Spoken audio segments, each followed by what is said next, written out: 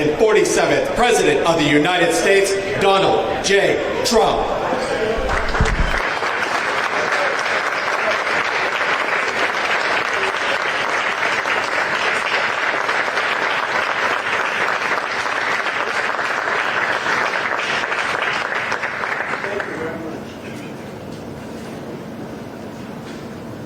They've done a fantastic job. Even the microphone works well. It's good. Wow. Well, I'd like to just thank everybody for the incredible job they've done. I love the state. As you know, Ron and I have had a really great relationship for a long time. We had a little off period for a couple of days, but it didn't last long. It didn't last long. A lot of respect for each other. And it's a great honor to be deep in Florida, the Florida Everglades, to open America's newest migrant detention center. It's incredibly built, and you're seeing that yourself. That's why I said, let the press join us on our walk so they can see what's happening. It's known as Alligator Alcatraz, which is very appropriate because I looked outside and that's not a place I want to go hiking anytime soon. But very soon this facility will house some of the most menacing migrants, some of the most vicious people on the planet. We're surrounded by miles of treacherous swampland, and the only way out is really deportation. And a lot of these people are self-deporting back to their country where they came from. Quite a few. Were amazed at actually the number. We took the FEMA money that Joe Biden allocated to pay for the free luxury hotel rooms, where he's paying hundreds of millions of dollars in New York City, and we used it to build this project. And Ron, was just a little fraction of that money. The money they spent on that project. I happen to know the real estate developer. He's a very he never really made that much, but he became very wealthy. With luxury, he didn't do well. With people that are not exactly luxury, he's made a fortune. I want to thank Florida Governor Ron DeSantis and Secretary of Homeland Security Kristi Noem, and Florida Attorney General James Uthmeyer. Where is James? Where is he? You do a very good job. I hear good things. I hear good things about you from Ron too. No, you really do. He's even a good-looking guy. That guy's got a future, huh? Good job, James. I hear you did really, really fantastic. Worked hard. You're like in the construction business for a few days, right? Huh? Congratulations. For all the hard work and to make this facility possible. It's amazing. Thanks as well to Florida Agricultural Commissioner Wilton Simpson. Where is Wilton? Where are you? Hi, Wilton. Been a long time. Thank you. Congressman Byron Donalds. Where's Byron? Hi, Byron. How are you? Good. Florida Speaker of the House, Daniel Perez. Daniel? Daniel? Thank you, Daniel. Why, you didn't want to sit up here with us? Executive Director of the Florida Division of Emergency Management, Kevin Guthrie. Hi, Kevin. Good job. Acting Director of ICE, Todd Lyons. Todd, good job. And Senator Joe Gruters. He is a great guy. Where is Joe? We love Joe. Thank you very much. Thank you. Thank you, Joe. Joe is great. With the help of those incredible Border Patrol agents, we now have the lowest level of daily border crossings ever recorded. As you know, last month, the month of May, just got released 2 days ago, the number of illegal aliens into the United States was zero. Zero. Even I find that hard to believe that, but somebody must have gotten in, I think. I don't know, but they say zero, and the people that count them are radical left Democrats. So when a radical left Democrat tells me it's zero, I believe him. But there's still much work to do. In the 4 years before I took office, Joe Biden allowed 21 million people, that's a minimum, I think it was much higher than that, illegal aliens to invade our country.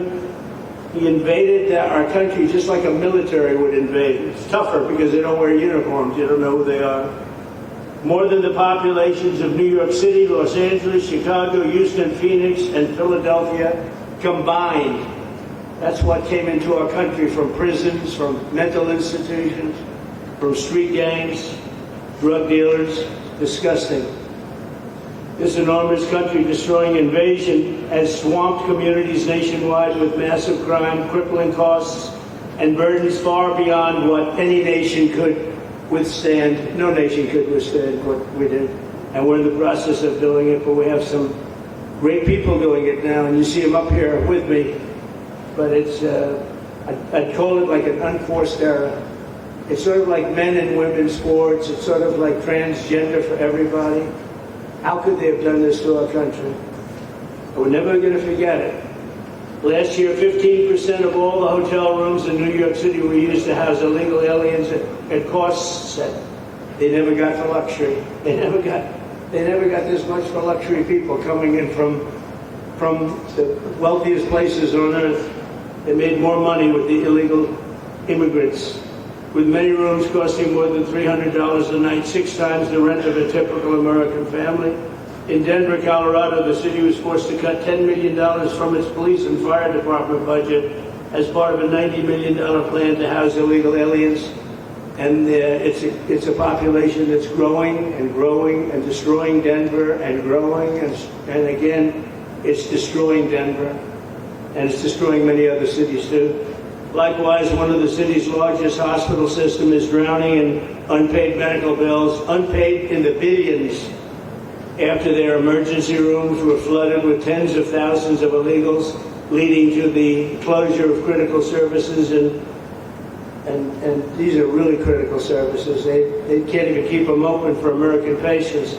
The American patients were treated worse than any illegal immigrant. In Los Angeles, 1 in every 4 students in the public school system is from a household headed by an illegal, and most of them don't speak English, so they're in a school system, and they don't have interpreters, they don't have anything, they don't speak English. What a mess, what a mess. Unforced error, all these people allowed to come in. The United States is now spending $78 billion a year on translation.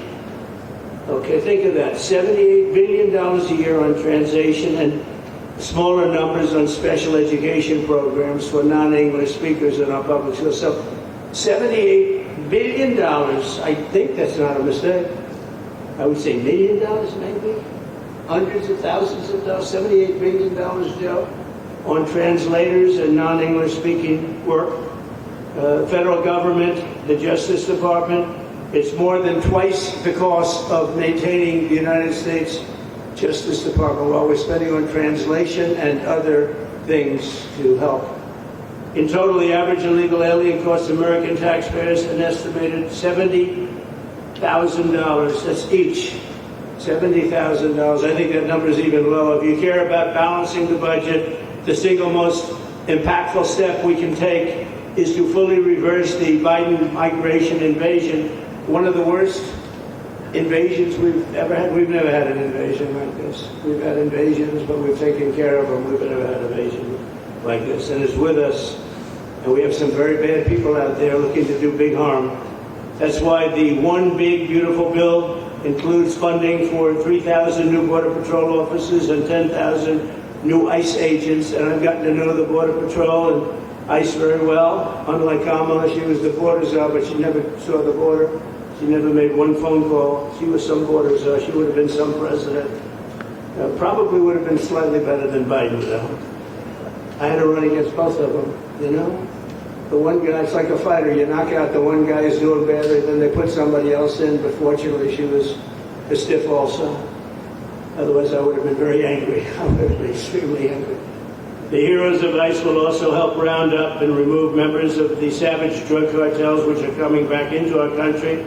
And we got them out. Now some of them came back in, we just got them out again, and that's going to be a vicious cycle.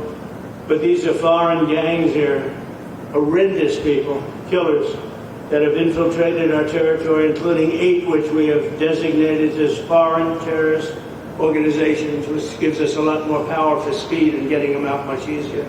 And we had a great court victory, as you know, on Friday that allows us to do what we have to do from the Supreme Court of the United States. In 5 months, my administration has already arrested over 2,700 members of the murderous Venezuelan gang known as Tren de Aragua, including a pack of these sadistic animals arrested last month with over 280 guns, and these are guns of the latest caliber. These are guns that were made over the last period of less than a year, getting brand new guns. the latest and the greatest. Every day our brave law enforcement officers are hunting down and deporting migrant criminals who have committed heinous crimes, including more than 13,000 murders. 11,888 to be exact, but I'd probably say the 13,000 is right also. Think of it, 11,888, and more than half of them, they committed more than one murder. So, Ron, many of them are out of here already, but it's still it's a hell of a number to be confronted with. Just this year, ICE agents in Miami have apprehended illegals with arrests for murder, kidnapping, rape, child sexual abuse, and arson, people of the worst order. We're getting these monsters out of the United States, out of Florida, out of all the places that they're in. And on January 20th, I signed an executive order empowering governors and state police to be deputized to enforce federal immigration laws. And Ron's already taken advantage of it. It's a tremendous advantage for the states. Most of them are doing it. Actually, the blue states tend not to do it. Even a couple of them have, though.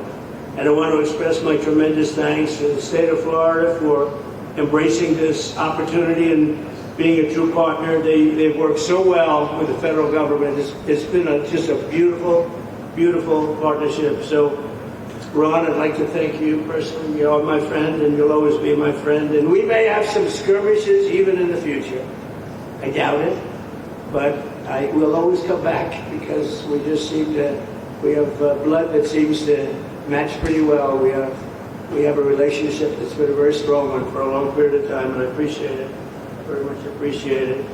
And also, Secretary Noem, I'd like to say, have you say a few words. You have been unbelievable, the job you've done. You and our favorite person, Tom Homan, have done, and your whole staff, because it's a lot of people, and Tom acknowledges it all the time. He respects you so much. He respects the staff that you both know. And you're really doing one of the great jobs. And it was great that you could work with Ron in Florida so well. Built such a great facility. So please say a few words. Thank you very much. Thank you, Mr. President. First of all, I want to thank you for putting the safety and the security of the American people first, and the way that you never lose focus on making sure that America stays our priority and that the families that live here get the chance to grow up and to raise their children in communities that are safe and that give them an opportunity to pursue the American dream. This facility here is a fantastic representation of what can happen when all of government works together, and when it's accountable to the taxpayers and to the citizens that live here. The President signed an executive order that allowed us to build partnerships with states and with local law enforcement officers, which is exactly how things should function in this country. More power, more authority given to people locally so that they can take control of their own destiny. And so we have already been working under the 287G program to deputize law enforcement officers, whether they be state highway patrol, local sheriff's departments in all of our states, and allow them to go out with our ICE officers, our border patrol officers, and make sure that we're getting the worst of the worst off of the streets. We also recognize that as we've been doing that and returning people back to their home countries, that we need detention facilities. We need beds to put them in place so that they can have their due process before they return home. And this facility is exactly what I want every single governor in this country to consider doing with us. What happened to start this conversation was that a young man named Jimmy Percival in my office, my general counsel, who came from Florida and used to work here, called up the Attorney General and the governor and said, hey, what do you think about partnering with us on a detention facility that we could put in place that would allow us to bring individuals there. There's an airstrip close by. You guys volunteered the assets that you have and the connections that you have and worked with Kevin extensively so that we could come here, have their due process given, and return them home to their countries. And in 8 days, this facility has been stood up. And I want everybody to recognize the detention facilities that ICE adheres to is a higher standard than is required at state levels, at local Department of Corrections facilities, sheriff's offices. This is a state-of-the-art facility, air-conditioned, isolated though for security purposes, which is very helpful.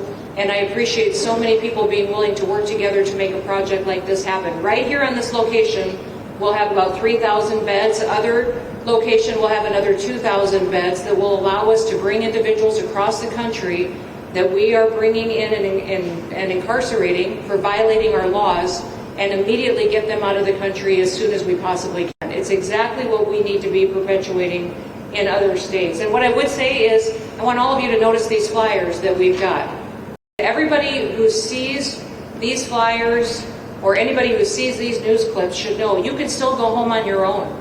You can self-deport. If you go on the CBP Home app and go home now, you will get the chance to come back to the United States legally. You will get the chance to come back and do it the right way. If you don't, you may end up here. And you may end up here and being processed, deported out of this country, and never get the chance to come back.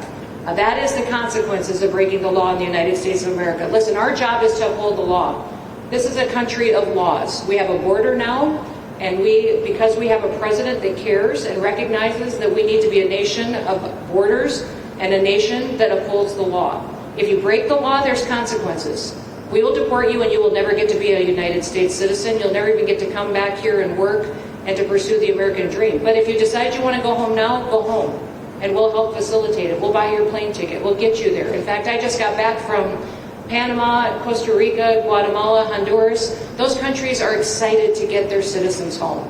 They're setting up programs to loan them money to buy houses when they get there, help them with food assistance, get their children educated, scholarships. They want their citizens that are living here in the United States illegally to come home and to be a part of their economy and help their countries grow. So this is a win-win for everyone, and I just want to end, Mr. President, by thanking our law enforcement officers, by thanking our ICE officers and our Border Patrol officers for what they do every day. They are out on the streets, and violence against them has increased over 500% since Trump has gone back into the White House, because he's upholding the law and because a bunch of liberals, socialists, and Marxists are out there lying about what President Trump is doing.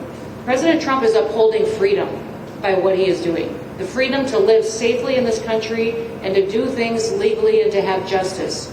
And because those liberals, and I'm calling out you, CNN, I'm calling you out because you lie every single day about what these operations are.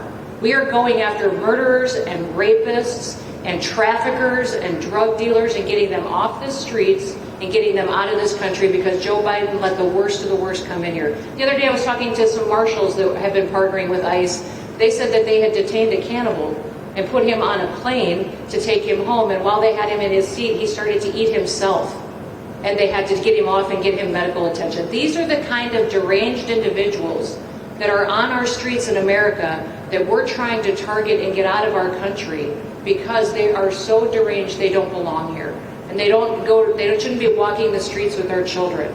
And they shouldn't be living in the communities with our families who just want to grow up, go to job, raise their children to grow up and get a job and to live the American dream. So thank you to all of our law enforcement officers, those in our military that have been helping, our National Guard. Thank you to Governor DeSantis for stepping up and being an example to other governors. I hope my phone rings off the hook from governors calling and saying, how can we do what Florida just did?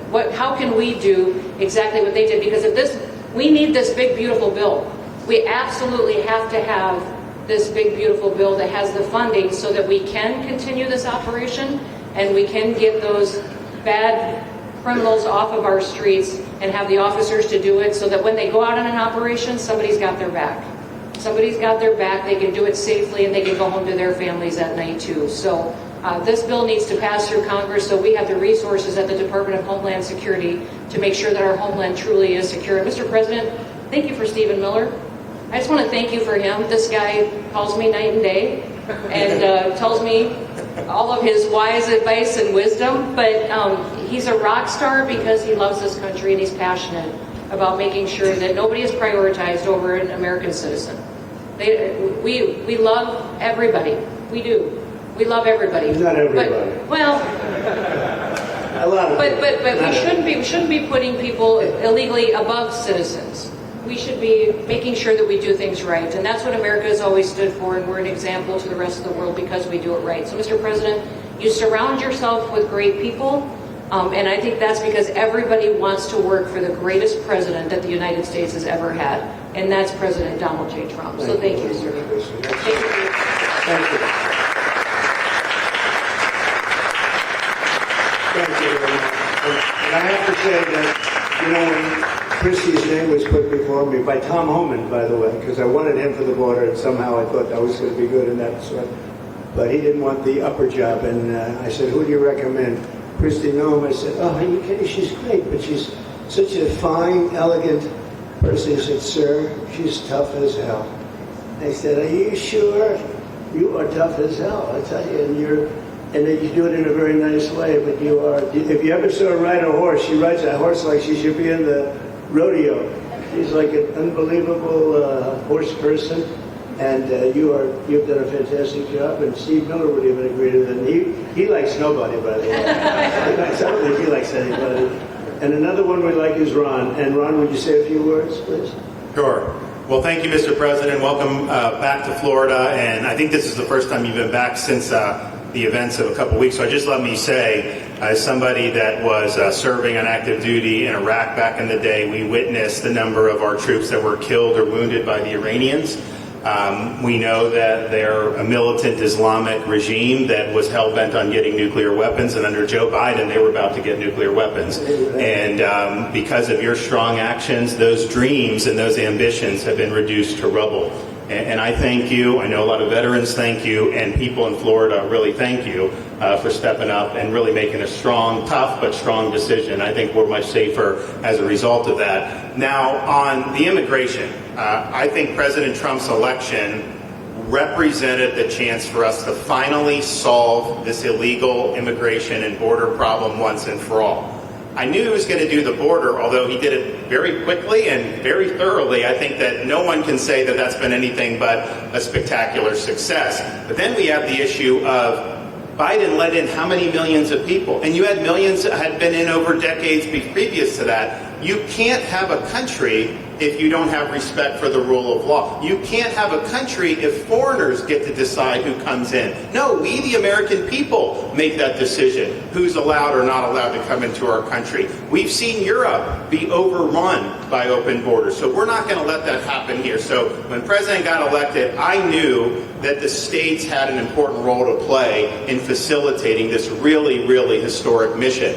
We're the only state in America, Florida, that requires full cooperation with ICE from all state and local law enforcement entities. And what is the net result of that? We have these agreements for these 287G task force with sheriff's departments, police departments, state agencies, and it's really instrumental in rounding up a lot of really bad people who shouldn't be here. If you look at the number of those full-blown 287G agreements that have been executed around the country, the state of Florida accounts for 60% of those. If you look at the number of immigration arrests of illegal aliens on any given day, the arrests happening in Florida constitute between 15 and 20%. Nationwide. So we're all in on this because we understand how important it is to our citizens. It crowds schools, it crowds medical, it crowds housing. Yes, you have illegal alien crime as well, and people want the problem solved. And the only way we're going to solve it is if states like Florida step up and help the president, help Secretary Noem get the job done. Now, this facility here was really in response to us working with DHS and ICE from the time the president got sworn in.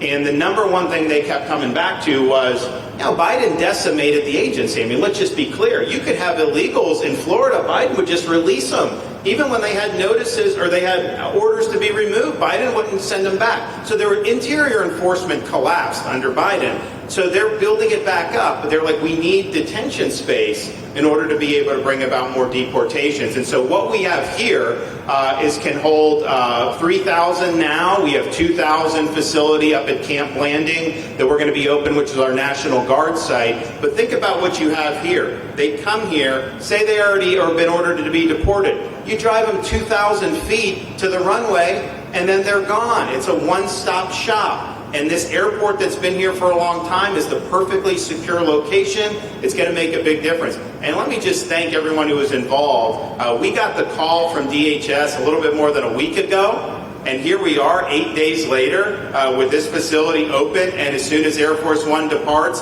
it'll be swept and it'll be open for business to be able to do. But our goal here is to process them and be able to effectuate their return to their home country. This is the opposite of what they were doing in New York by just putting them up in a hotel and then just letting them stay there indefinitely. No, we want to be able to send back. And when you walk into the processing, the President and I, Secretary Noem, Kevin Guthrie, walk through that initial intake, the first thing you see is information on how to go home on your own. Why would you want to come through Alligator Alcatraz if you can just go home on your own? I think a lot of people are going to make that decision. So you're going to have a lot of deportations that are going to be done by the administration, but I think you're going to have a lot of voluntary as well. So this is a force multiplier for the President's efforts. I would just say, and echo what Secretary Noem says, there is no reason why other states can't be doing it. And I know Louisiana, Texas, a couple of them, but we've got if only the red states did this, they would be able to expand their capacity by tens of thousands, maybe 50, 100,000 on a given day. That's how you really start to make a difference. And so we're proud to be able to partner with the Trump administration on that. Mr. President, thanks for coming down. I think you highlighting this is going to move the needle in a big way throughout the country, and I think it's going to help all of us achieve the really big results that I think our voters want to see. Great job. Thank you. Thank you, Mr. President, for the opportunity. My name is Kevin Guthrie. I'm the Executive Director of the Florida Division of Emergency Management. I'd also like to thank President Trump, the Department of Homeland Security Secretary Noem for joining us here today and for their continued support. I want to thank first by thanking the man to my right, and that's Governor Ron DeSantis, whose bold leadership and swift action made this project possible. Make no mistake, this facility would not be standing here without the President, the Secretary, and the Governor's vision and determination to uphold the rule of law. Florida is and will always be a law and order state. Even before the President took office, the Governor made it clear that illegal immigration would not be tolerated in the state of Florida. When the President and the Secretary asked Florida to help, the Governor empowered our state and private partners to work collaboratively and deliver real results on a rapid timeline. The Florida Division of Emergency Management is best known for leading the nation in hurricane response and other natural disasters. We understand how to act fast without bureaucracy in the face of any emergency. Our teams built roads in 8 hours, bridges in 3 days, base camps in 72 hours, and full causeways in 2 weeks. Getting things done quickly, efficiently, and correctly is at the core of our mission. We simply just want to be the best at what we do in the nation. When the Governor called me, and we answered, and we were proud to bring our logistical expertise to the table. We know how to set up base camps for guardsmen, first responders, linemen, volunteers, and other aid sources, and distribute that in a matter of days before a storm. We're able to translate this knowledge to what we did here at Alligator Alcatraz. Florida has put the best teams together who check their individual logos and egos at the door to get this done. Not just for you, Governor, but Mr. President, for you as well. There are over 13 different vendors that came together to get this solved in 8 days. Truly a whole of private sector partnership to get that done. Behind you on these boards, in only 8 days, we have built a fully compliant detention facility with a detainee capacity of up to 3,000 people, with room for additional capacity if you ask us to do so. The detention facility includes over 158,000 square feet of housing and is a fully aluminum frame structure rated for winds of 110 miles an hour or a high-end Category 2 for those people that don't think that we're taking that into consideration. This is Florida, by the way. Power supply is fully redundant with backup generators in place. We put a staff village here on site with a capacity of 1,000. Our services are hot meal 3 times a day, 24/7 medical facility, pharmacy, air conditioning, access to indoor and outdoor rec yards, legal and clergy support services, laundry. Our security element is over 200 security cameras throughout the facility, more than 28,000 feet of barbed wire, 400 plus security personnel to include 200 men and women, soldiers and airmen underneath Major General John Haas's command as the Adjutant General of Florida. And it's all surrounded, as you pointed out, Mr. President, by 10 miles of beautiful Florida Everglades. Contingencies, as with all state correctional facilities, we have a hurricane plan. We will not wait for a Cat 2. We will follow our normal evacuation procedures. as we do for any other facility statewide in our great state of Florida. We have on-site fire and EMS resources so that we do not locally, we don't burden the locals with any type of response. All in all, sir, this has been a perfect state logistics exercise for this hurricane season. Everything we did here in the last 8 days, God forbid, if we have a hurricane, we're going to do it again. This was a dress rehearsal for us, and we are ready, willing, and able to support you, sir, the governor, secretary, and everything that you need us to do. Just a week ago, it was a taxiway and a runway, and now is a fully functioning facility. We are happy to support you, Mr. President, Governor, Secretary.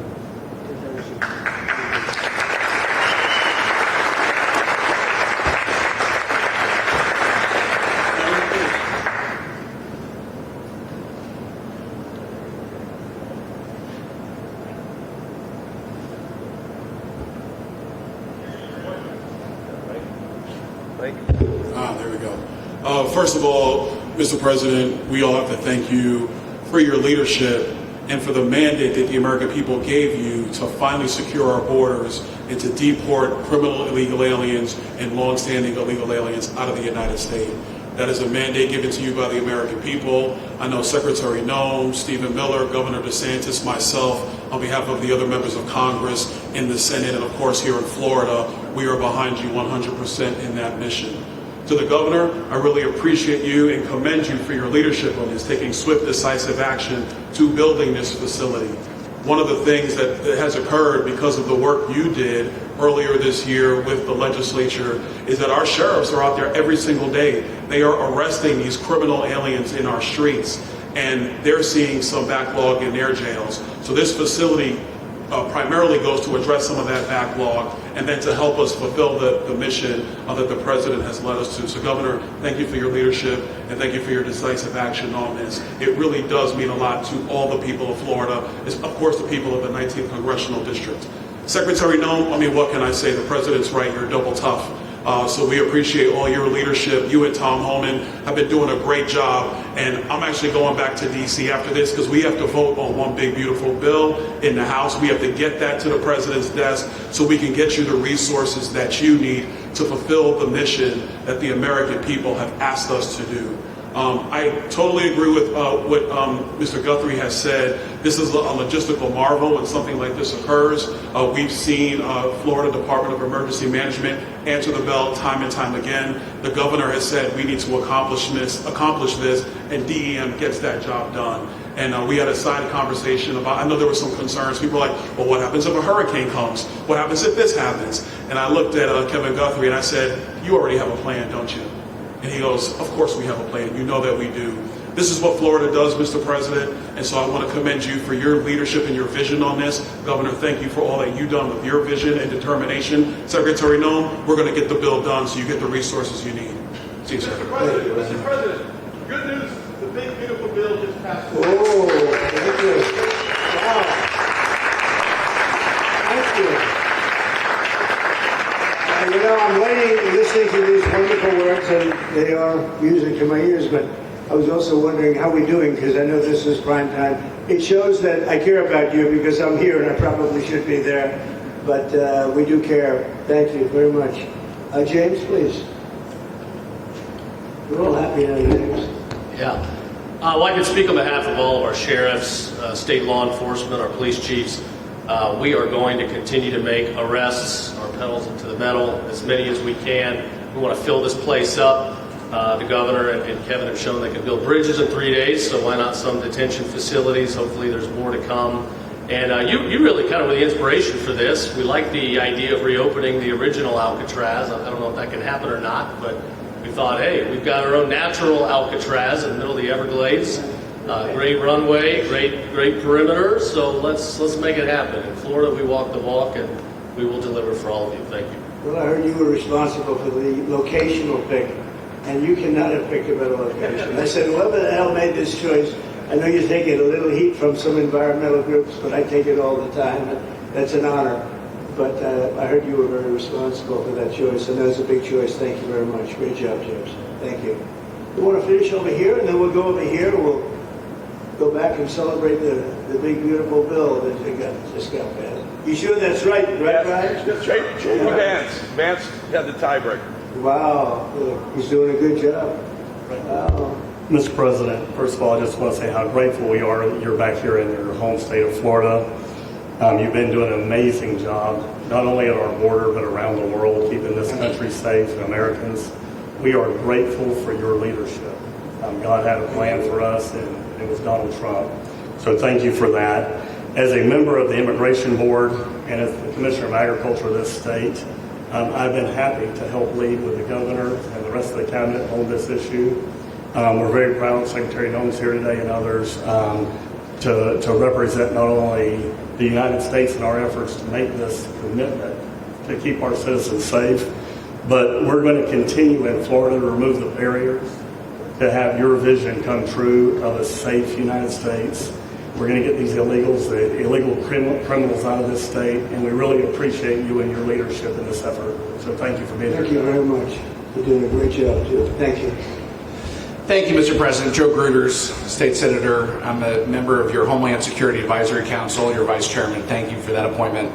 And thank you for coming back to Florida and everything that you do. Every single day you are delivering on the promises that you promised to us at all of the events you've done throughout the years, but specifically this last campaign. You deserve all the credit for everything, and you are surrounding yourself with incredible people like Secretary Noem, Stephen Miller, and just like your big beautiful bill here in Florida, there was a lot of commotion about our immigration bill, and we had 3 B's in that: beds, badges, and bad guys. And this goes right along with our beds and the resources. And I give the governor, Ron DeSantis, a lot of credit for stepping up and making sure that we all work together, because at the end of the day, even if sometimes there are skirmishes, as a result of the back and forth, we ended up with a better bill, and we all win. And what we're doing here in Florida hopefully will happen all across the country. You've done, your leadership is amazing. Keep up the great work, and just know that Florida loves President Donald J. Trump. Thank you very much. Appreciate it for a long time. Appreciate it. By the way, Okeechobee is something that we did together also, and that was a lot of money spent. I hope it was well spent. I know we did a Rolls-Royce job, but it's a lot of money that we spent out there together. How is it going? You can delegate that to us, because we move faster than the Army Corps. So we will finish that reservoir. If you delegate it to us, I'll get it done and much quicker. Oh, I would do that. Yeah. I'll tell you, let me ask myself permission. Permission granted. Go ahead, get it complete. You want to All right, we're gonna go talk to the Army Corps then after this. You can. Please. Thank you. Sir, just first on behalf of the men and women of ICE, we just want to thank you for allowing us to do our job again. You know, your vision and under Secretary Noem's leadership, this is what the American people want. And I hope that you see great results of what we're doing out there every day and getting the worst out of our communities. Because of you and Secretary Noem, I have the privilege to lead one of the most premier and the finest law enforcement agencies that we do have in the United States.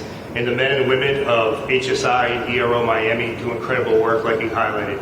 And with the governor in the state of Florida, the partnership in Florida has been amazing. The 287G program is only going to help us to identify all those known gotaways and get the worst of the worst out of the neighborhoods. And through our Homeland Security Task Force, we are going to make America safe again. So thank you very much to both you and the Secretary. Thank you, Todd. Great job. Really great job you're doing. Thank you. Please. Good morning, Mr. President. Thank you so much for coming. Again, as Garrett Ripp, I'm the Field Office Director for ICE ERO here for the Miami Field Office. Incredible collaborative work we've been doing together, working with the state, working with our local partners. And again, just the 287G is going to open up that aperture and allow us to get those bad hombres off the street and get them into this facility. And we're looking forward to it. And again, just appreciate all your support. Thank you. Always thank you. Those were so great. Thank you very much. Please. Good afternoon, Mr. President. On behalf of Air Marine Operations, my name is Andres Blanco. I'm the Executive Director for Southeast Region. AMO continues to execute and support your executive orders. Air Marine Operations brings a unique capability in both the air and maritime domains. And in partnership with our Border Patrol, OFO officers, and ERO, and continue to conduct effective operations both interior, along the border, and along maritime approaches. Thank you very much. Good job. Good afternoon, Mr. President. Jose Figueroa. I am the acting special agent in charge for Homeland Security investigations here in South Florida, and our office covers from Key West to Fort Pierce. Tremendous collaboration here with the state and our federal partners. HSI is conducting criminal investigations into TDA and MS-13s that are involved in human smuggling, sex trafficking of minors, and we will continue that effort with your support. Governor DeSantis, thank you very much for this facility. Looking forward to continuing the great work. Thank you. Thank you very much. Steve, would you like to say something? Our star. Thank you, Mr. President. I just want to say on a personal note, getting to watch what you've done over the last 5 months to deliver on a 50-year hope and dream of the American people to secure the border. When President Trump came into office on January 20th, the United States had endured the largest wave of illegal immigration in human history. Not just American history, human history. And within just a few days, President Trump, through his strength, leadership, diplomacy, and vision, achieved the most secure border anyone in the world has ever seen. When we recently went overseas to the NATO summit, I had senior staff in foreign governments come up to me and ask me how he achieved the Trump miracle on his border and could that be replicated in their countries. But for individuals who don't work in this space, to have 0 successful illegal entries in an entire month should be an impossible achievement. There's a 2,000-mile border with one of the poorest countries in the world, and you have open travel from 150 countries into Central America and South America. There are 2 billion people in the world that would economically benefit from illegally coming to the United States. And through the deployment of the military, through the deployment of novel legal and diplomatic tools, through the building of physical infrastructure, through the empowering of ICE, Border Patrol, and the entire federal law enforcement apparatus, President Trump achieved absolute border security. And now, once this legislation is passed, he will be able to make that with those resources permanent. Watching what you've done, sir, has been one of the honors of a lifetime. I'm proud to be able to play any role in it. And what President Trump is going to achieve next with the resources in this bill will make America safer, stronger, freer, more sovereign, and more prosperous than it has ever been before. Thank you, sir. Thank you.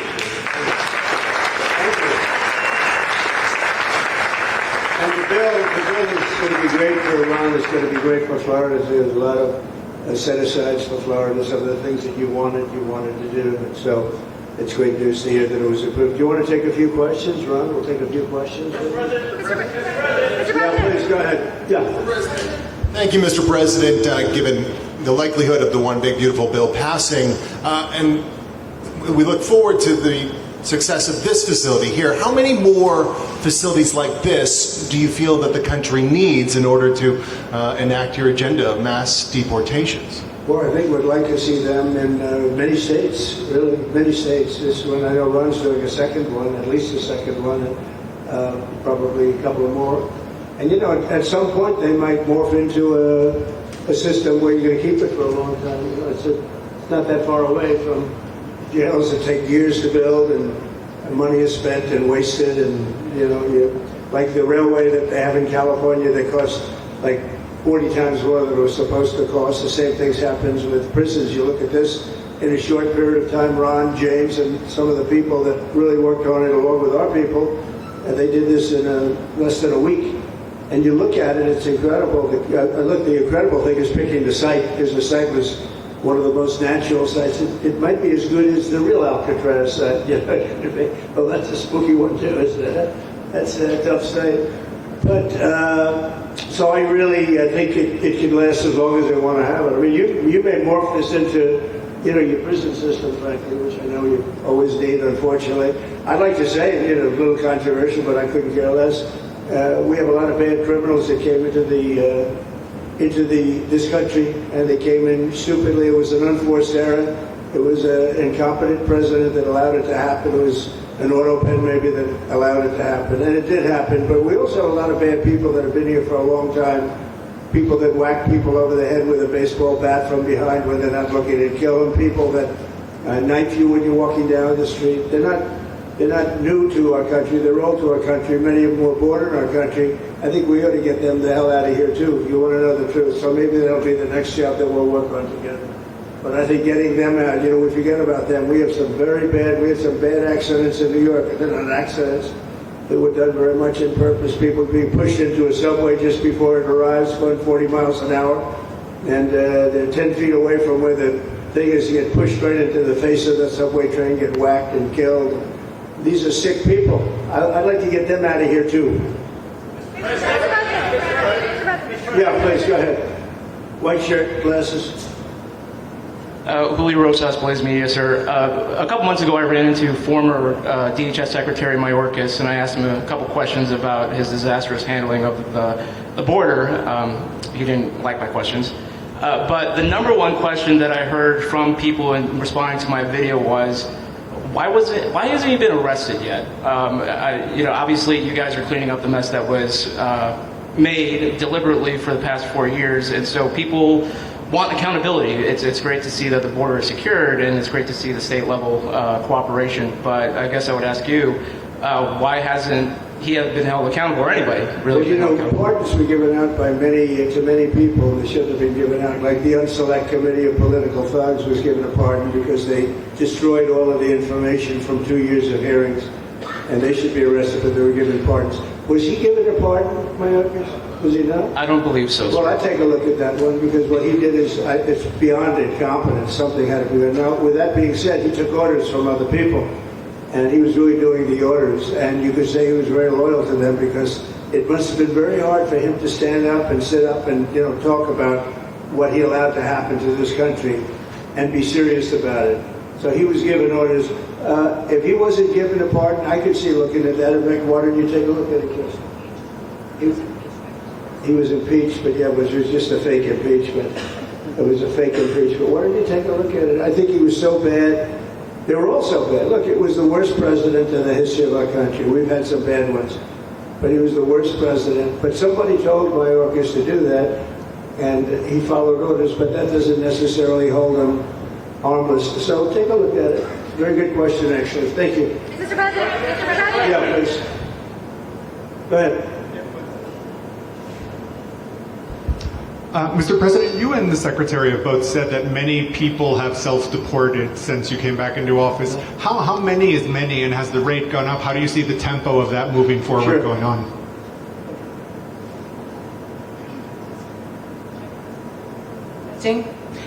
We have had several 100,000, but also we have many that have self-deported, not even using the CBP Home app.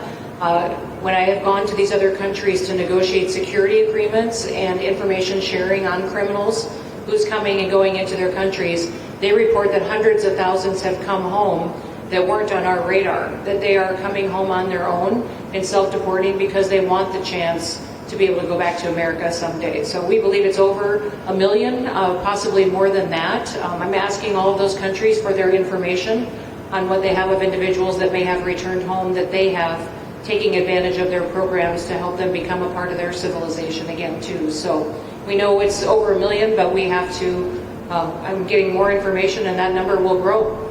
If they don't leave, they never get the chance to come back. We have to take them out, and we will. They'll go out, but they never get a chance to come back. The other way, we actually make it a little bit easier for them to come back. Okay? Thank you. Good question. Thank you. The bill is now passed in the Senate, but we are already hearing from some Republicans in the House who say they cannot get on board with the changes that were made to the bill in the Senate. What is your message to those holdouts? Well, I just heard that about the Senate, and the bill just passed, and it tells you there's something for everyone. I mean, it's a great bill. There is something for everyone, and I think it's going to go very nicely in the House. Actually, I think it will be easier in the House than it was in the Senate. And just to be clear, on the Medicaid cuts, you've promised not to cut Medicaid, said this is all just targeting waste, fraud, and abuse. Are you saying that the estimated 11.8 million people who could lose their health coverage, that is all waste, fraud, and abuse? No, I'm not saying that. I'm saying it's going to be a very much smaller number than that, and that number will be waste, fraud, and abuse. And if you look, they took a much more liberal stance on the Medicaid situation than they could have. They had They had a tough stance and a weak stance. They took not a very strong stance on that to start off, and it's waste, fraud, and abuse, and everybody wants that covered. What number is that? What analysis are you seeing? I'm not seeing a number, but I know it's much less than the number you gave. And we really were very, very cognizant of three things. Social Security, we're going to take care of it beautifully.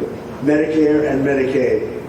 And we are going to save it, whereas the Democrats are going to, you won't have it. They will destroy Medicare and Medicaid, and they have to because their numbers don't work. So it's not going to happen. They're the ones that have destroyed Medicare. They have made it so bad already, they're going to make it a lot worse. But now we'll be in charge, so we're going to have no problem with Medicaid or Medicare or Social Security. Thank you. Mr. President. Yeah. Hi, Mr. President. Claire Gall with Wink News in Fort Myers. What is your direction to ICE when it comes to arresting farm workers here illegally, other workers in industries that are pretty critical to Florida's economy? Well, we're very much cognizant of that, and as you know, I won the farmers by 92%, and I'm not going to be abandoning my farmers. We were strong on the borders, but we're also strong for the farmers and for others in the hotel industry, etc. You know, we have similar situations, and Christy and I, and we'll be working with Ron and a lot of the states. We're going to work something where the farmers can be responsible for some of the people that they have people around for 10, 15 years that they know very well. We're going to put them responsible. And we're going to issue a form of a card or document, and the farmer's going to be responsible for these people. They're not going to have citizenship, but they'll be working, they'll be paying taxes. We need to get our farmers the people they need, otherwise our farmers aren't going to be able to do their land. You know, it was tried once before, many, many years ago, where there was a very strong guy, and he got everybody out, and every farm almost in the country, but every farm in California, every farm in Iowa, almost all the farms went bankrupt. They had nobody to work, and we don't want to have that situation. So we're going to work it. We're going to put our farmers and others in charge of the people that they have under them. They know the people, and I think it's going to work out really well. We're going to take care of our farmer, but we're going to get the criminals out. Okay? Yeah, go ahead, please. Thank you. Mr. President, how do you respond to critics who fear that a 3,000-bed detention center and the waste that could produce will pollute the surrounding federal protected land, including land that both administrations have invested billions of dollars in restoring? Well, I was one of those that invested billions of dollars and hundreds of millions of dollars right here in the Meadowlands, but in the Everglades, and the Meadowlands too in New York. If you look at what we did up there, speaking of the Meadowlands, a lot of places like this, but this is a very unique one. One thing I'll say about this land, we'll be gone a million years and this land is still going to be here. It's not going to be much different. You'll have the water moccasins, you'll have the alligators. You may not have people, but you're going to have all those animals. They're going to be around, and you got plenty of them out here. I think it was a brilliant choice, and I think almost anybody in his or her right mind would say this was a brilliant choice. I give the governor a lot of credit for using this piece of land. And in addition to that, it's on top of something that was already developed. It's an airport. You know, you have the runways. You have it's already been developed. So it's not like you're dropping dirt right into the thing. There was zero movement of that. That was done many years ago because the airport's very old. But it was an abandoned railroad, an abandoned airport, and frankly, it's like perfect. And you can do expansion on this site substantially without doing anything. So the people I heard them complaining about the Everglades, there's no. I don't think you've done anything to the Everglades. I think you're just enhancing it. This was already here. How long has the airport been here? Decades.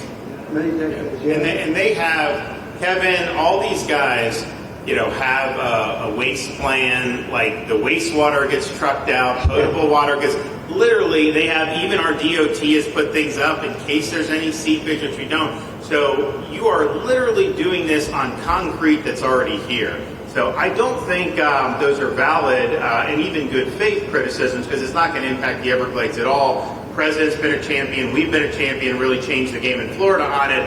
I think it's just people don't want to see illegal immigrants deported, and that's their ideology, and they have a right to that. But illegal immigration is unpopular, so they know that they're going to have less effect trying to do it. So they're going to say, oh, well, no, it's just about the Everglades. But really, I think a lot of those people, they just don't want to see illegals deported. Because if you actually hear, everyone's here, you obviously know there's zero land that's being disturbed. Well, you know, when we talk about popularity, though, I will say I ran on the issue of illegals, and we have to get them out. And I won 82% on that issue. So I think that they may not like certain aspects of it, but ultimately they do not want them in their country. And if this is a part of a use, but I think from an environmental standpoint, it's incredible. In fact, when we landed that very big, heavy plane today, they came out and checked it fairly. I think they want the president to be able to land on a piece of concrete that's not going to go 6 feet underground. And they checked it. They came back and they said, this thing is really solid. So it's been there a long time. It's going to be here a long time. And it was a great choice, I would say. Thank you. Mr. President. Yes, please. Brian, go ahead. Yes, sir. The people of Syria were recently seen on the streets waving American flags, chanting Trump, Trump, Trump. They're so appreciative of the economic sanctions that was lifted on that country, giving them a little bit of hope for prosperity. You want to comment on that? Well, they're great people, and the man that is leading them has a reputation, and he was the head of some pretty tough organizations, and a lot of people criticized me for that. I said, well, what are we going to do, take him out of a day school, a country day school? It's going to be by nature. I would think, Ron, they'll be pretty tough, and he is pretty tough, but I think if I met him, spent a lot of time with him, good guy. I took off the sanctions because if I didn't do that, they wouldn't have had a chance. And Syria has a chance. The people are great. They work hard. They're very smart. It used to be a place of professionals, accountants and lawyers and doctors and high academic credentials in that part of the world. And I think it's going to work out great. I took off the sanctions and they were very appreciative. They were shocked, but they were very appreciative. We're giving them a chance at survival. With the sanctions, it couldn't have worked. Thank you. Mr. President, your beloved New York City. Your beloved New York City may well be led by a communist soon, Zoran Mandami, who in his nomination speech said he will defy ICE and will not allow ICE to arrest criminal aliens in New York City. Your message to communist Zoran Mandami. Well, then we'll have to arrest him. Look, we don't need a communist in this country, but if we have one, I'm going to be watching over him very carefully on behalf of the nation. We send him money. We send him all the things that he needs to run a government. And by the way, they get about 3 times what you get, Ron. If you look at the per capita, Florida gets 1/3 of what New York gets in terms of the numbers. Why don't you give us those numbers? Yeah, well, that's what we should send him. Yeah, well, like sometimes people say Florida gets more because they count Social Security recipients, but that's not money to the state. Those are seniors that live here. If they move to North Carolina, you can count it there. So it has no interaction with the state government. They get more in the city and state governments than we get. Substantially. We're going to be watching that very carefully, and a lot of people are saying he's here illegally. We're going to look at everything. And ideally, he's going to turn out to be much less than a communist. But right now, he's a communist. That's not a socialist. I've always said, we will not have socialism in this country. In the speeches, I say, well, what? They skip socialism. And you got a lot of them like that. And you see AOC, she's out there with her, bad IQ. She's out there ranting and raving about how wonderful he is. And look, so far he's winning. He still has a race to win, but so far he's winning, and he has an advantage as a Democrat in New York City. I was there a long time ago, and it's a long time since a Republican won the city. But you would think that a Republican would be able to win. Or you have a good independent running, Mayor Adams, who's a very good person. I helped him out a little bit. He had a problem, and he was unfairly hurt over this question. He made a statement to the effect that this is terrible. New York City can't have all these immigrants come in. And like he was indicted the following day. And I said, that was a phony indictment. There was a phony indictment. That was a Biden indictment. I said, don't feel bad. I got indicted 5 times every time you opened your mouth. That was a bad group. It was a very dangerous group, I will tell you. These were not nice people. That was the only thing they could do. They had no policy. They had no skill. They had no anything. But they were very good at that. They were vicious, vicious, horrible people. Thank you very much. Yeah, please go ahead. Hi, Anna Giratelli with Washington Examiner. Governor DeSantis has proposed using National Guard, deputizing them as immigration judges to get through this massive backlog of people in the immigration court. Would you be open to that? Yes, he has my approval. That wasn't too hard to get, was it? He didn't even have to ask me, James. He didn't even need James to ask me. He has my approval, okay? I also like what he's doing in Okeechobee. He has my approval for that. I don't know. We work that out. We'll work it out. We'll follow up. Go ahead. Please. President Trump, Jake Stofian with Action News Jax from up in Jacksonville. There's some talk about a facility similar to this up in Camp Landing. Has that been approved by DHS? If not, what's the timeline? When could we see ground break on that? Well, I'll ask Ron or James to talk about it. You want to mention it, James? The overarching plan, I think the Secretary has said she supports the whole plan, so you guys are going to keep going. Mr. President, just specifically the response for proposals is out for that today. It closes, I can't even remember what day of the week it is, but it closes on Wednesday at 5 o'clock. Then we will do notice to proceed. So I would say right after our wonderful Independence Day, we will be starting construction there in that facility. You have another big runway there, too.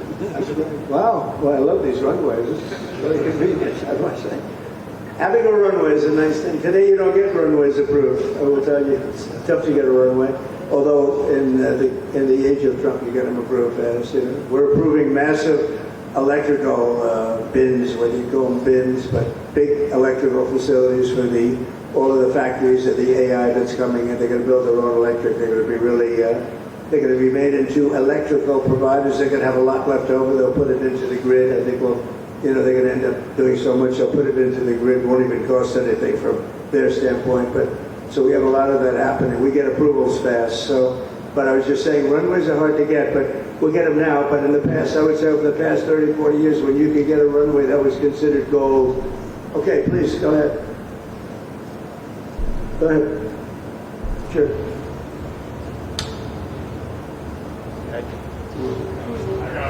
Okay, go ahead. Yes. President Trump, Laverne McGee, News 6 Orlando. You have fulfilled several campaign promises along with the help of Governor Ron DeSantis. What is the next campaign promise that you plan to fulfill to the American people?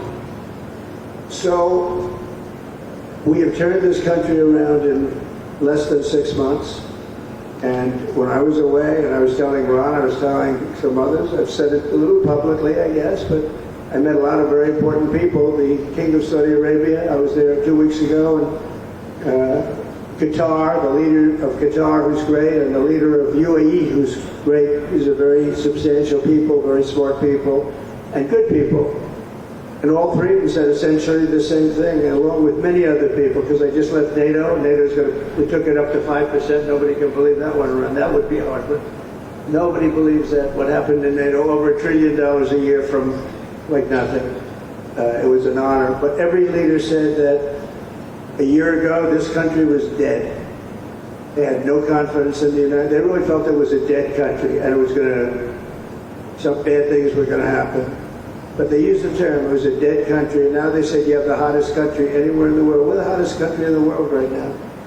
And we turned it around fast. I thought it would take longer than this. We turned it around fast. Some of it was psychology, and we had to know how good we were. But others was getting rid of rules, regulations, and all of the things that I got rid of already. I signed more executive orders than anybody in history, times like 3 or 4. And I got rid of just one. I got rid of the other night. You buy a house, they have a faucet in the house, Joe, and the faucet, the water doesn't come out. They have a restrictor. You can't, in areas where you have so much water, they don't know what to do with it. You have a shower head. The shower doesn't. You think it's not working. It is working. The water's dripping out, and that's so good for me. I like this hair nice and. I like that hair nice and wet. You have to stand in the shower for 20 minutes before you get the soap out of your hair. And I put a thing in, and it sounds funny, but it's really not. It's horrible. And you wash your hands, you turn on the faucet, no water comes out. You wash it, the water barely comes out. This was done by crazy people. And I wrote it all off and got it approved in Congress so that they can't just change it. Because I did it in my first term, everyone was so happy. And then one of the first things that Biden did when he came back is he put the restriction on showers, toilets, and sinks. Put this restriction, and washing machines. The washing machine, they give you like a quarter of this bottle to do your clothing. And people needed 10 of these bottles. And the people came to me from Whirlpool. They said, we can't make a machine that's competitive. We can't make a machine that doesn't work. Why? They don't let us use water. Do you have any problems with water? No, we have so much we don't know what to do with it. You know, it comes down from heaven, right? And I approved all of that, the washing machines, the whole thing. The dishwashers, that was the other one. They give you like this much water right up to there to do your dishes. So people, you know what they do? They keep pressing the button. So they end up doing the dishes 10 times. They end up using more water than you would have used if you did it right in the first place. So all of that stuff has been written off. It sounds crazy. It's little things. The straw. I let you go back to plastic straw. I was tired of having straws melt in my mouth, you know? It wasn't working. The paper wasn't working too well. So these are little things that I did. Then we have the big things. We have the biggest things, and that has to do with some of the subjects we're talking now. I think the things we're talking about now are the biggest, because if you don't have borders in this country, borders and good elections, and we're working on that next. There's some bills coming in that's going to make sure that you're a citizen, that people aren't counted in the voting when, you know, they were here and they're here as illegals and they're criminals in many cases, and they give them a count, and you end up with extra congressmen. We're going to work on that. We're going to straighten that out next. That's going to be easy compared to what we were doing. But we did the big things too. But little things like that, a straw, little things like a washing machine with no water. People go out, they spend all their money on a washing machine. The damn thing doesn't work. You can't use the water. Then you go to your sink and that doesn't work either. You're stuck. You know what you do? You have dirty plates the next day. That's it. And we solved so many common sense problems. And they weren't easy. You know, there are people that really believe in this stuff. But, you know, most states have so much water they don't know what to do with it. And look at North Carolina. I mean, they had a lot of water. And they have to get restrictors on their, you know, their kitchen faucets. So we're very proud of the things we did, and we're going to do a lot more of them. Mr. President. Yeah, please, go ahead. Mr. President. You guys in good shape. It's Eric Bowling. How you doing, sir? Something we've talked about for, I'd say, the better part of 20 years. I think it's something near and dear to your heart, energy, our energy security. Under Joe Biden, average price of oil for the 4 years was about $79 a barrel. He drained the SPR halfway down, promised to replenish it, never did. Right. Under you, first term, $53 average price for 4 years. Biden was $78 for 8 years. It was never refilled. The question is now it's $64 or so. Yeah. What a great down rapidly. Coming down, and what a great opportunity to fix another one of Joe Biden's problems, one of the things he broke in America, giving us the energy security of an emergency SPR, Sure. fill it to, maybe even go beyond and fill it to 1 billion barrels this time at a much cheaper price. Thoughts on the energy sector? So it holds 77 million barrels, and we had it up to the top, if you remember. And I was proud of that, and I made a deal to buy it at the lowest price of oil. It was a good deal, good instinct. And we filled it up, and when he came in, he started using it to keep oil prices down because he blew our energy policy out. Energy and its bad spending is what caused inflation. So now we have no inflation. Gasoline just hit $1.99 today in 5 states. $1.99, isn't that a nice sound? It was up to $4, and going up to 5, 6, and 7. In California, it was $7.70. But we just hit in five states, $1.99, $1.98. And it's coming down to that level, so that'll be a big thing. And one of the reasons the prices and costs are going down when you go to the supermarket, because I said I was going to get costs down. We're getting the costs down. Food is coming down. When I came out, my first week, if you remember, I had a lunatic reporter screaming at me saying, eggs are going through the roof. What are you going to do about eggs? I said, I just got here. I didn't know anything about eggs. I had to call you. I said, look, I just got here. Tell me the problem. Well, they're doubled in price, and they're going to be 5 or 6 times higher. They were right, actually. I said, let me work on it. And now we have eggs down to the same numbers it was when I first came in. You know, we lowered the cost of groceries. A simple word like that, groceries, it was like almost a strange word. I hadn't heard the word in so long, but what could be more beautiful than the word grocery? And we have the prices way down. We have the energy way down. Energy brought the groceries down, if you want to know the truth. And, you know, so we think we're going to get it lower, and we're going to fill up the national strategic. It's called the Strategic National Reserves. I had it topped out, and this guy would use them every time before the election. He'd use them whenever they had an election. It was artificial. But believe it or not, as big as that, tens of hundreds of millions of barrels of oil, all filled up at low prices. But it was really meant for wars and It wasn't meant for keeping your prices down during a holiday so that somebody could get elected, but they used it. And they didn't bring it. The only mistake you made, they didn't bring it a little down. They brought it right down to the bottom. The thing is practically empty.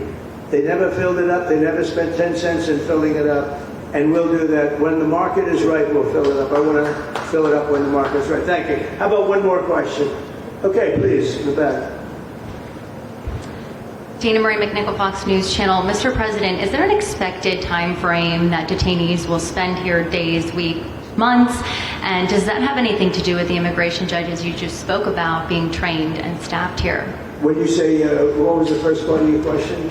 Is there a specific time frame you expect the detainees to spend here, days, weeks, months? In Florida? Yes, here at Alligator Alcatraz. This is my home state. I love it. I love your government. I love all the people around. These are all friends of mine. They know them very well. I mean, I'm not surprised that they do so well. They're great people. Ron has been a friend of mine for a long time. I feel very comfortable in the state. I'll spend a lot of time here. I want to, for 4 years, I've got to be in Washington, and I'm okay with it because I love the White House. I even fix up the little Oval Office. I make it, it's like a diamond. It's beautiful. It's so beautiful. It wasn't maintained properly, I will tell you that. But even when it wasn't, it was still the Oval Office, so it meant a lot. But I'll spend as much time as I can here. You know, my vacation is generally here because it's convenient. I live in Palm Beach. It's my home. And I have a very nice little place, a nice little cottage to stay at, right? But we have a lot of fun, and I'm a big contributor to Florida. Pay a lot of tax. And a lot of people move from New York, and I don't know what New York is going to do. A lot of people move to Florida from New York, and it was for a lot of reasons, but one of them was taxes. The taxes are so high in New York, they're leaving. I don't know what New York's going to do about that, because some of the biggest, wealthiest people and some of the people that pay the most taxes, and any people anywhere in the world for that matter, they're moving to Florida and other places. So we're going to have to help some of these states out, I think. But thank you very much. I'll be here as much as I can. Very nice question. With that, I'd like to just end by saying I want to thank Ron and James and all of the people that have done such a great job, all of your staff. Really fantastic work. And it really started with site selection. You can do a great job, but if you have the wrong site in real estate, you have the wrong site, you're dead. And this was a great site selection, despite what you may read in the environmental press. Good job. And this was an honor for Christy and myself and Steve and all of our people to be here. And I also appreciate the media. They've treated us very fairly. Over the last few weeks, I've been treated very nicely. And it's so unusual. I'm not used to it, but we've gotten great accolades. Brian, I want to thank you for calling out, because I was waiting here, because I knew the vote was taking place and I'm answering questions. Right? So I want to thank you very much and say hello to our friend. And I will see a lot of you. Thank you very much. We're going to make America great again. Thank you very much.